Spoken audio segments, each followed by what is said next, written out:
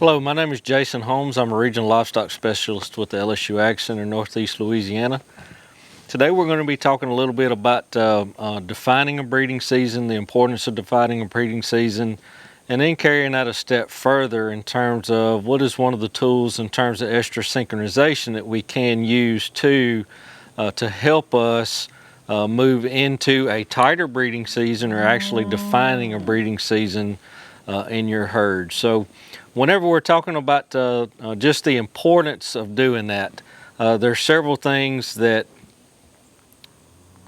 it will provide to the operation in terms of economics and management. We're going to talk a little bit about advantages, disadvantages of that, because there's certainly some on both sides of the spectrum. But in terms of the two things in my mind that it does bring to the operation that are most important is economics, in terms of our ability to be more efficient marketers of the calf crop, and also just in terms of our efficiency in terms of being able to manage the cow herd in terms of nutrition. What I mean by that is so we know that the nutritional requirements of that cow in the first 90 days after calving are that is going to be her highest energy or nutritional demands in her entire production year. So if we've got some cows that are lactating in the first 90 days, and we've got some cows that are in early to mid gestation, it is difficult for us to be efficient feeders of those animals or manage the forage resources in front of those cows during that production cycle. So it just helps us be a little bit more efficient. In terms of marketing, we have a much more uniform calf crop in terms of the age distribution, the size, the weight distribution. So that is very important to us whenever we get ready to start marketing that calf crop for that year, and the options that it gives us whenever we get ready to do that. So whenever we talk about just one of the most widely used techniques or widely used management practices that we have available to us to help tighten that breeding season is estrus synchronization. So as we go through this talk today, we're actually going to be talking about some of those protocols. Dr. Ashley Edwards is going to be visiting about that. But just in terms of some of those advantages that we're talking about, by tightening or by using estrus synchronization is that it gives us a very good ability to tighten the breeding season, which is directly proportional to a tightened calving season. So it reduces that period of time over which we are calving out. So that should reduce our labor. It concentrates our labor into a shorter period of time, where if we're calving out over 150 day period, our labor is going to be stretched out. So if we can tighten that down, it concentrates and we can focus on that short period of time of whenever we're calving. So we've got, we'll talk in just a minute about calving distribution. So we're having more cows calving earlier in the calving season. And so if you're keeping your replacement heifers, for example, you can keep good records of those cows that calve early in the calving season. Those heifers, those female offspring of those cows, we know through hereditary records that she should also calve early in the calving season if we keep her as a replacement female. So if you keep good records, that's another good thing for you. So in my mind, the biggest benefit to this is we're putting more pounds on a trailer. So in the cow-calf business, our end goal is to put more pounds on a trailer whenever we get ready to market. So if we've got 70% of our calves calving in the first 21 days of the calving season, we know that we're going to have heavier weaning weights on those calves that are born early as opposed to late in that calving season.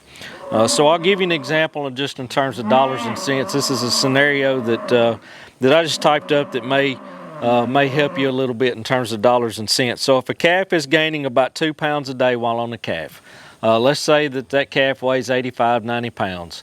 And we know that calf is going to be gaining somewhere around 2 pounds a day while he or she is on the cow. And we're going to wean on a set date. So we know that on X date, on September the 15th, we're going to wean every year. So we got a set weaning date. So calf born on day 1 of the calving season is worth about $95.65 more. And we're assuming, so today's prices, we're assuming $1.41 on a 600-pound calf and $1.45 on about a 5 to 515-pound calf. So that calf that's born on the first day is worth $95.65 more than a calf born on day 42. So day 42 means that cow went through 2 estrus cycles. So remember, we're talking about 21-day estrus cycle.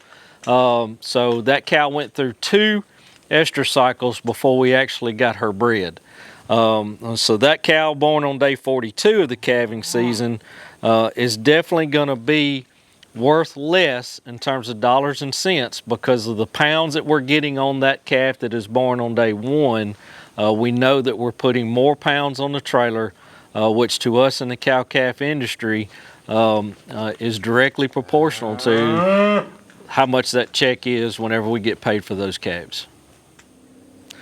Now we'll talk just a few minutes about some of the disadvantages related to using estrus synchronization for tightening up the breeding in the calving season. So in my mind, one of the biggest issues whenever visiting with folks about being able to do this is facilities. You're going to have adequate facilities that are in a general location to where you're going to have to get these females up 1, 2 times very efficiently.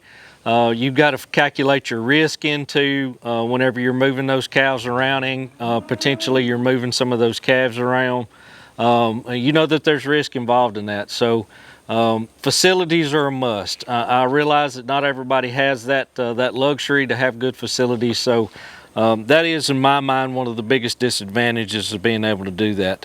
The other one is in my mind, forage availability. What are your forage resources? So if you're going to have, if you got 100 head herd of mama cows and you've got 70 of them calving in the first 21 days, what are your forage resources available at that time? Like I said earlier, first 90 days after calving is her highest nutritional needs of her entire production cycle for that year. So if we do not have the forage resources available for the majority, for 70% of your cow herd calving in the first 21 days, then you've got to take a step back and think about what are you going to supplement with to make sure that you're meeting those nutritional needs. And then the last one is just labor. You're going to hear that term a lot today. Do you have the labor available to move those cows in and out of facilities a couple of times? For those of you that have off-farm jobs, that gets pretty tedious. If you're working on farm, it might be a little bit easier, but it's still going to be one of those major limiting factors to being able to do this and do it effectively. I'm going to run through one real quick scenario with you. So whenever we talk about calving distribution, we're talking about day 1 to day 21, 22 to 42, 42 to 63. And the reason we talk about that is due to the estrus cycle of the cow being 21 days. So we're looking at the first estrus cycle, the second estrus cycle, and potentially a third estrus cycle before we actually get that cow bred. So if we just running through this scenario, and we'll do this pretty quickly, if we have our first calf born on September the 15th, and we look at our calving distribution, we're going to get 35%, and we'll say percentages, so I'm basing this on 100 head. So we'll get 35% born in day 1 to 21, 40% day 22 to 42, 15% day 42 to 63, and then 10% born 63 to 83, or potentially more than that, depending on what our breeding season is. So we're going to wean on July the 10th. So we were first calf born September 15th. We're going to wean on July 10th. We figure our average birth weight is around 85 pounds. We're figuring in an average daily gain of about 2 pounds a day. While they're on the cow, we're figuring in a 2% death loss. We're just going to pencil that. And we're figuring on the day that we wean them, we're going to sell them at a sale price of $1.45 a pound. So if we look at our weaning weights with that particular distribution, 35, 40, 15, 10, and we're looking at weaning weights of those firstborn calves of 663 pounds, all the way down to our youngest calves, those calves born day 63 to 84 plus. Our weaning weights are 537 pounds. So we see quite a drastic difference there. So if we look at an industry target, so we're looking at about, on that 100 head of cows, we're looking at our check around $88,000. Okay, so if we look at the industry target with the distribution of 60, 25, 10, 5, 60% born in the first 21 days, then 25%, then 10%, then 5%. We can see that our check should be around $90,000 on that set of 100 head of calves. So we already moved our paycheck up about $2,300 just moving to the industry target. So let's take it a step further, and Dr. Edwards is going to talk to you a little bit later about how do we move to above the industry target. So let's say that we look at our ideal distribution. This is what we want to be able to do with estrus synchronization. 70%, 20%, 10%. We don't have anything calving beyond that 65-day breeding season. So we're getting everything born day 1, day 65.